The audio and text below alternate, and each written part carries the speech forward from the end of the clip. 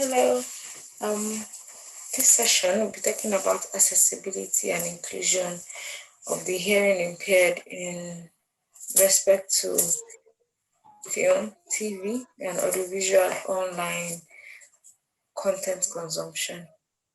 My name is Impaired, a Master of Arts student, Media and Communication from What University. I carried out a research on how the hard of hearing and the deaf, how they, if I wanted to know if they enjoy watching films, what their experiences are when they watch films, when they watch television, and when they also watch any other online or visual content.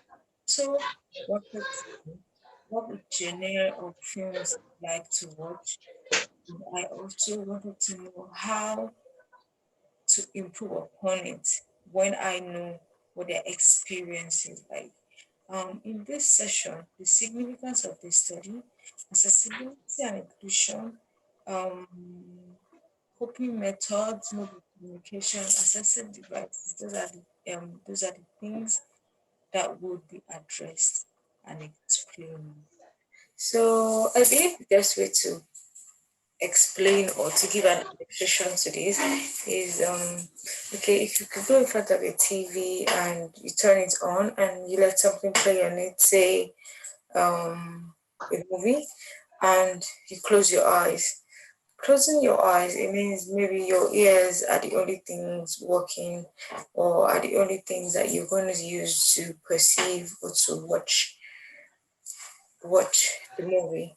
I'm sure for about 5 minutes, if you're told or asked about what it is you understand by the movie, you'll be able to give an explanation of what you did, but it won't be absolute because you won't be able to give details. By details, I mean that you won't be able to say this person turned to this person. You won't be able to describe what this person was wearing or that person was wearing. If there's a gunshot, you won't be able to say this person shot that person. That's to give the tiny details. And that only happens because you need your senses, you know, you need your senses completely to be able to have a grasp of what's going on. And on the flip side, you can also do that. Just imagine that your ears are plugged or you have a limited ability to hear and you can only see what you're watching. You would have an understanding quite all right. You would try to follow, but the truth is that it won't be absolute. And why is that? Because you need your senses. And but then on the flip side, imagine that as you closed your eyes, you had someone describing, saying what was happening, trying to explain to you. And imagine when your hearing ability was reduced, you had text on the screen, saying what this person was saying to that person, and then you can read and you're following it. So for the audio descript for the interpretation given to you when you closed your eyes that made you understand the movie better, it's called audio description. And for the text you're seeing on the screen when your hearing was reduced, it's called either captions or subtitled. The Americans call it captions, and the British people call it subtitles. And for the captions, we have the open and closed captions. And we also have other content like the podcast, which is not one of the basis for now, but you can also have transcripts on the podcasting, which they are just documenting which you follow, to yeah, or you follow the podcaster to understand what he or she is saying. So for the closed captions, those are captions whereby you can decide not to have them. So when you go on your YouTube, you click on a button that says, do you want to see the caption? And then you see the caption. So those are closed captions. But the open captions are the ones that they come with the content that displayed on the screen and you have no choice than to use it. Now, according to the World Health Organization in 2011, which is the most recent report, it says that the amount of disabled compared to the world population is actually 15%, and over the years it has grown by 10%. So if you know, what it means is that the amount of disabled people has increased. We'll be discussing accessibility and inclusion in terms of the disabled. And that being said, it has also said that these disabilities has stopped them from being able to perform at their utmost best. They have not been able to perform at which them in a way in which they would have performed if they did not have these ailments, these impairments. And these impairments or these incapabilities are mostly caused by either diseases, or sometimes it just is hereditary or natural causes. And overall, that's a subtle way of defining disability. When someone has a condition that stops him, or that does not enable him to be able to live or have his activities done to the fullest. And Calvin Crow, in one of his articles about disability, speaks about four categorize disability into four. He said he would like to categorize it as hearing impairment, motor impairment, cognitive impairment, and visual impairment. So he has categorized disability into four. And for the purpose of this session, we'll be taking the hearing impairment disability. The hearing impaired consists of the deaf and the hard of hearing.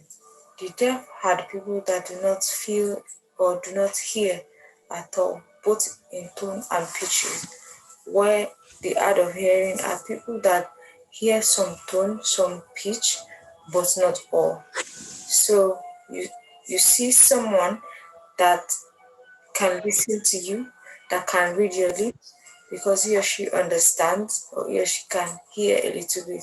Whereby you see someone who has not been given the chance at hearing at all, he or she does not even understand what you're saying.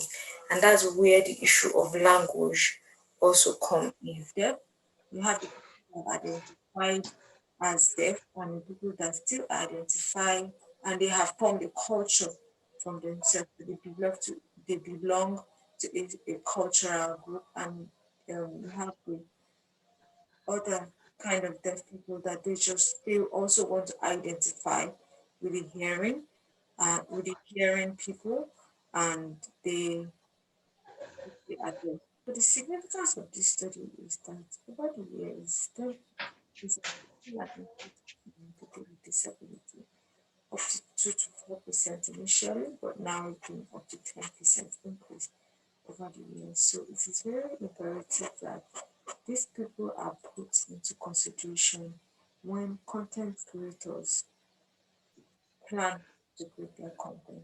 And that's why this topic is very important. The impact of social media has also made it very important for um, people to have access to information, to say the least, aside from the fact that you can have other things like entertainment, content creation. We have different forms of media in which we use to disseminate content to the viewers or the audience, as it may be. So we have the film, in which we disseminate through the TV, the social media channels, and sometimes in the cinema. And we have television, the terrestrial TV, the ones that give us our news and daily information, and maybe some other broadcasts from the TV house. And then we have the social media, in which gives all kinds of information, provides all forms of communication, the asynchronous and the synchronous communication, in which you can give out and then you can just take in. So say the WhatsApp, for example. For WhatsApp, you can use it to disseminate information to everybody, or you can use it to receive information. So that's a form of communication. And it's very very important for it's very important to be taken into consideration the hard of hearing or the deaf, the hearing impaired persons. It's very important to put them into consideration because everybody needs to be able to access information at every time in which they want to access it. And that's the sole purpose of this that's the sole purpose of this session to iterate why and we would mention how what the coping measures have been, and we mention how accessibility and inclusion should also work. Now, for the coping method, research has shown that the hard of hearing, for instance, use lip reading to survive.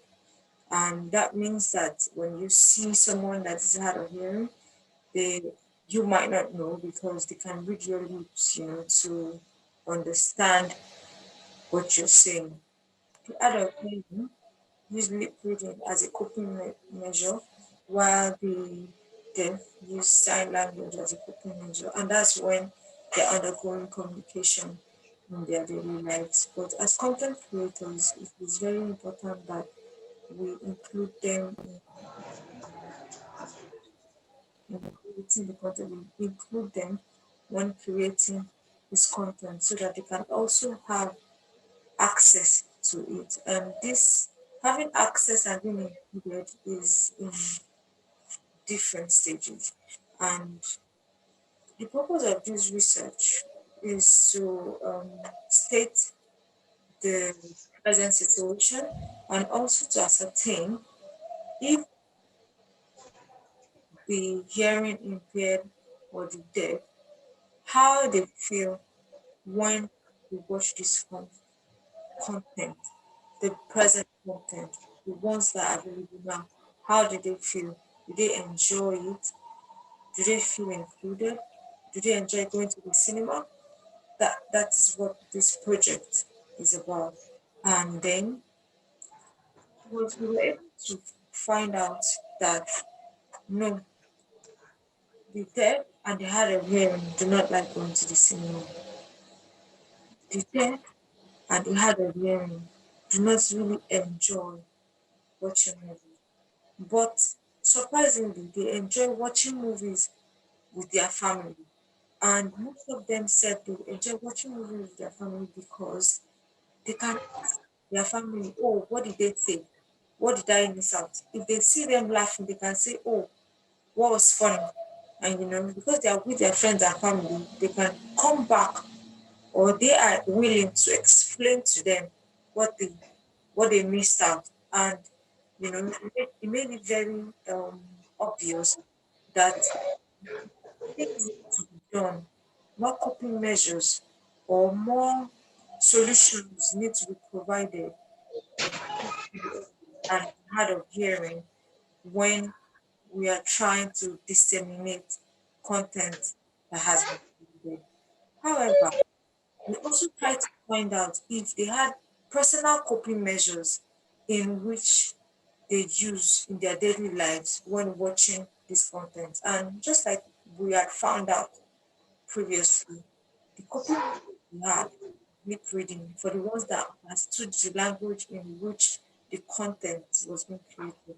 Aside from that, we also found that if they knew anything about the smart caption glasses, the smart caption glasses is the glasses that you wear if you're in a cinema and it's displayed instead of the caption getting displayed on the cinema screen for everybody.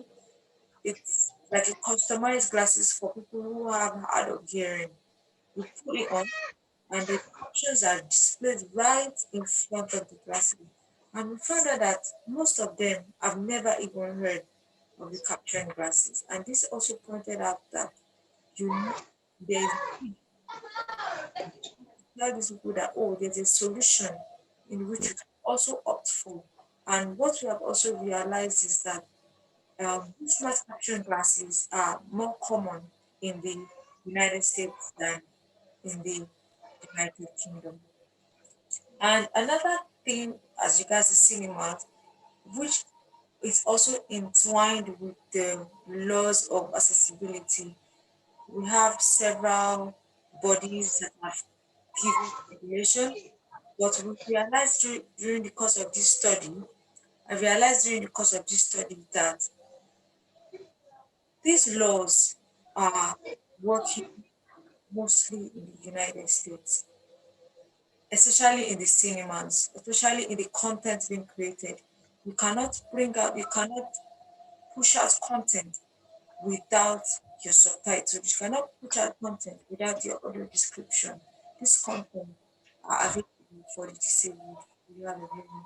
But in other countries, it has not been mandated that content displayed in the cinema, for instance, must be subtitled. So you still have that feeling where people don't really get the optimal value of watching it's a film in the cinema when they are hard of hearing or when they are deaf. According to the research, the extent in which where they watch their content now, the research was to find out if they enjoyed watching this content.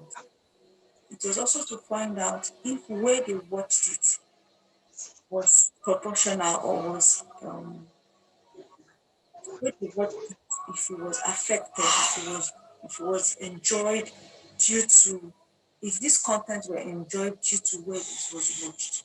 And it was found out that when they watched content on TV, they preferred to watch movies on the social media channels or in the cinema than to watch this content on the TV.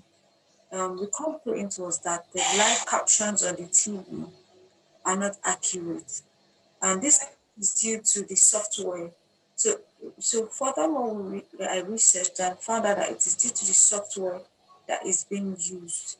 There's like a delay, and there's also the issue of phonetic accent, the software trying to interpret what is being said to it. You know? And that was one of the that was something that was flagged. That was a situation that was flagged by the participant that they preferred to watch this content on the social media channels or in the cinema than watching the TV because the spellings on the TV are usually incorrect. Another Another question that the research answered was the experience when they watch content that is captioned correctly.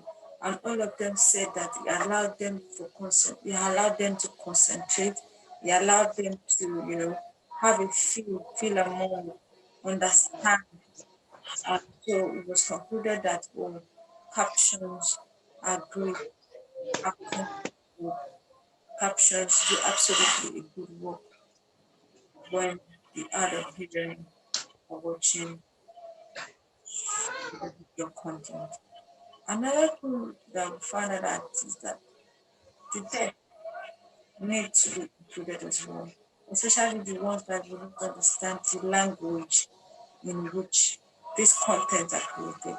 So we have the sign language, we have the American Sign Language, we have the British Sign Language, and we have the Black Sign Language, and we have other sign languages, Kenyan Sign Language, for in which these people can relate. And research, we also find out, we also try to find out what kind of movies um, the hearing impaired persons love to watch.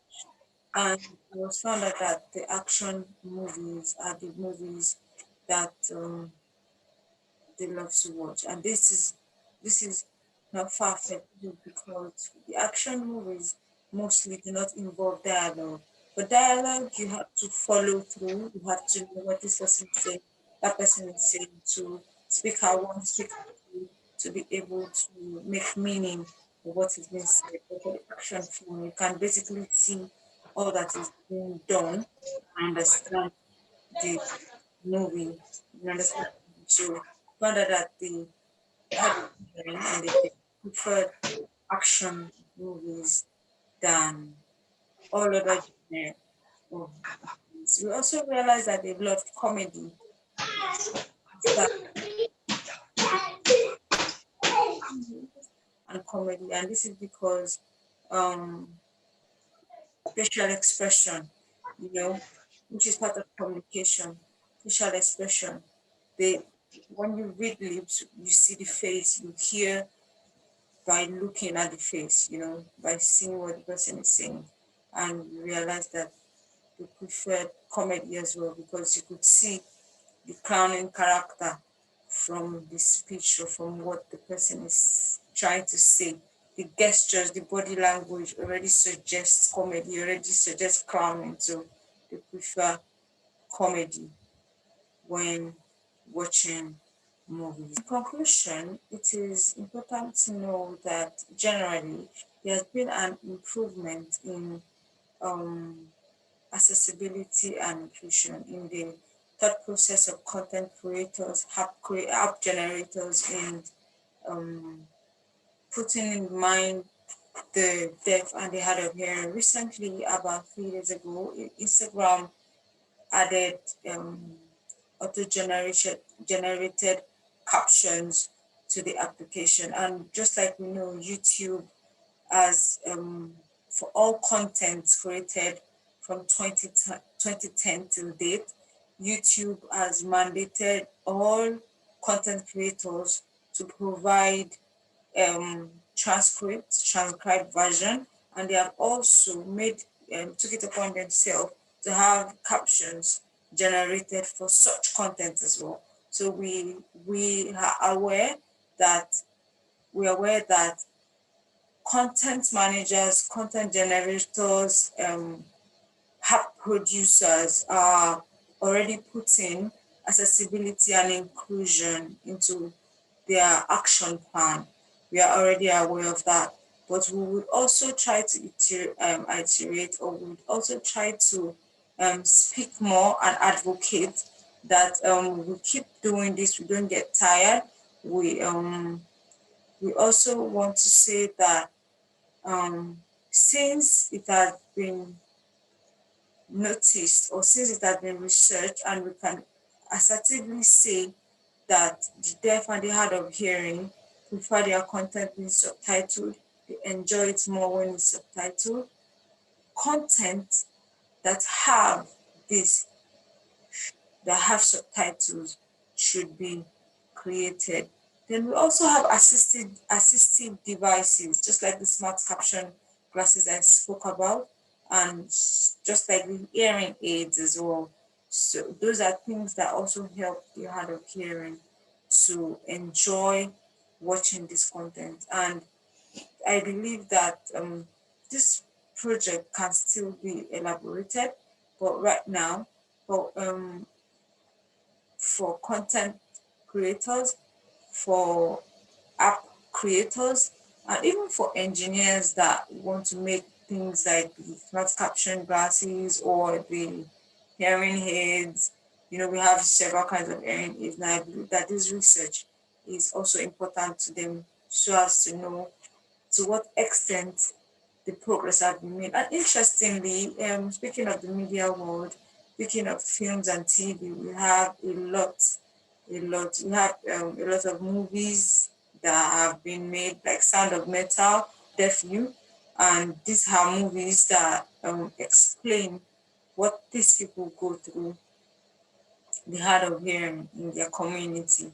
And watching this kind of content, creating this kind of content that gives information about what the predicament really is or what the situation really is would also make people aware of the disability, would make people aware of the disability, and will also make people aware of the fact that we also make content creators aware of the fact that they need to create content that help or that would make people of that category enjoy the content. To wrap it all up, what we all need to remember, what we all need to know to make this simpler, to make this easier, is always remember that the deaf and the hard of hearing persons, they hear with their eyes. Thank you.